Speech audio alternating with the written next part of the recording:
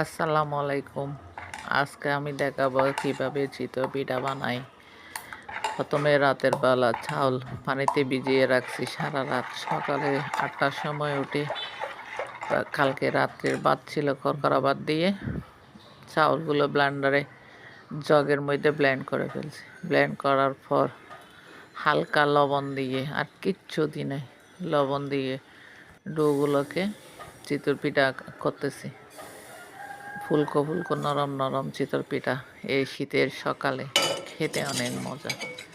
এটা হচ্ছে আমার প্রথম পিঠাটা একটু কম ফুলছে। এরপর থেকে সব ফুলকো ফুলকো চিতই পিঠা আমি রেডি করছি। অনেকে ডিম দে, সোডা দিয়ে, কিচ্ছু দিতে হবে না, অল্পক্ষণের মধ্যে বানিয়ে ফেলছে আমি অনেকগুলো চিতই পিঠা। আরও কিছু খামির ছিল, ওগুলো আমি বাকিগুলো রেডি করে দুধের মধ্যে ভিজিয়ে রাখছি বিকালে নাস্তার সাথে খাওয়ার জন্য। পুরাতন চাউল দিয়ে চিতই পিঠা অনেক ভালো হয়।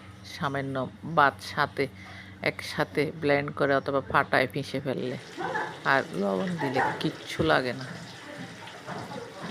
এগুলো দুধের মধ্যে আমি ভিজিয়ে ফেলছি যে দুধ চিতই বিকেলে নাস্তার সাথে খাওয়ার জন্য। থ্যাংক ইউ আমার ভিডিওটা দেখার জন্য। সাবস্ক্রাইব করবেন, লাইক করবেন, কমেন্ট করবেন, শেয়ার করবেন প্লিজ।